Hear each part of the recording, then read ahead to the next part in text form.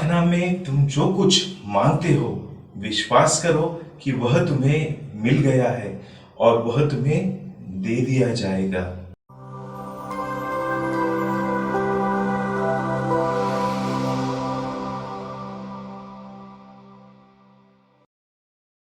क्रिस्त में मेरे प्रिय भाइयों और बहनों, विश्वास एक अमूल्य निधि है जो एक अमूल्य उपहार के रूप में हमें विरासत में दिया गया है।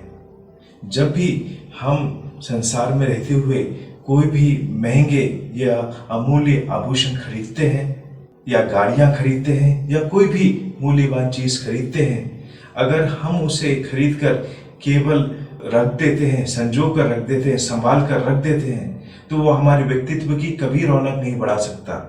लेकिन जब हम उसका इस्तेमाल करते हैं, वो हमारे व्यक्तित्व की जरूर रौनक बढ़ाता है। और हमारे क्रिस्तीय व्यक्तित्व की रौनक क्या बढ़ाता है?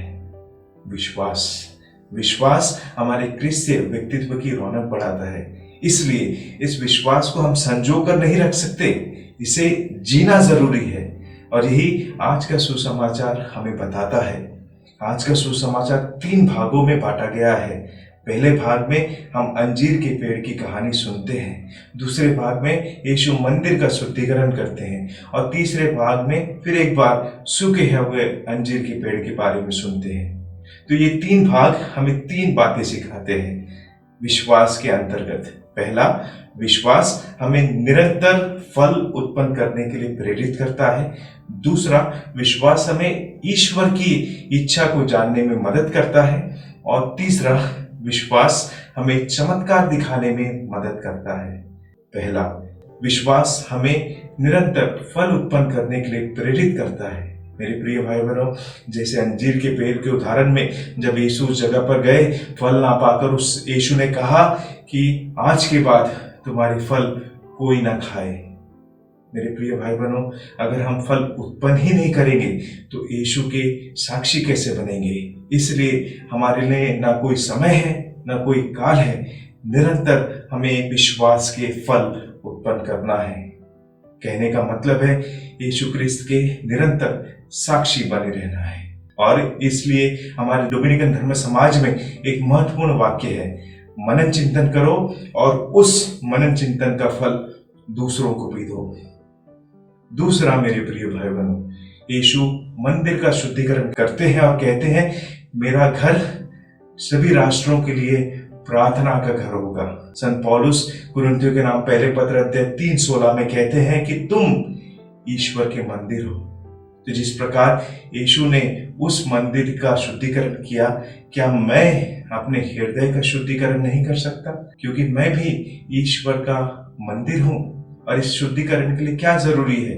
मेरे अंदर घृणा, मेरे अंदर पाप, मेरे अंदर बुराइयां, मेरे अंदर गंदगी, ये सारी चीजें हैं और इसको साफ करना जरूरी है, क्योंकि ईश्वर का मेरा शरीर निवास स्थान है। ईश्वर मुझ में निवास करता है और मैं कैसे अशुद्ध मन से ईश्वर को मेरे अंदर स्थान दे सकता हूं।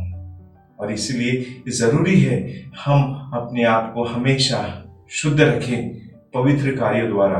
और इसी के लिए वचन भी हमें प्रेरित करता है, मत्ती का सुसमाचार अध्याय 5 पद संख्या 48 में, पूर्ण बनो या पवित्र बनो जैसा हमारा ईश्वर पवित्र है। तीसरा, मेरे प्रिय भाई बहनों, विश्वास हमें चमत्कार दिखाने में मदद करता है। प्रभु उदाहरण में बताते हैं, अगर तुम इस पर्वत से कहो कि इस जगह से उठकर पानी में गिर जाए और तुम्हें जरा सा भी संदेह ना हो, तो वह हो जाएगा।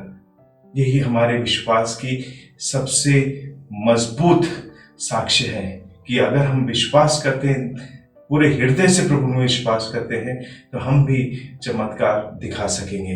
मेरे प्रिय भाई बहनों, यह बहुत कठिन घड़ी है। इस घड़ी में हमें निरंतर प्रार्थना करना है और प्रार्थना ही हमें विश्वास में मजबूती बनाएगी। आइए हम सब मिलकर हमारे लिए, हमारे समाज के लिए, हमारे देश के लिए और पूरी दुनिया के लिए प्रार्थना करें कि हम क्रिस्तीय विश्वास में बंधे रहें, जिससे प्रभु अपने महान चिन्हों और चमत्कार द्वारा हमारा उद्धार करे। आमीन।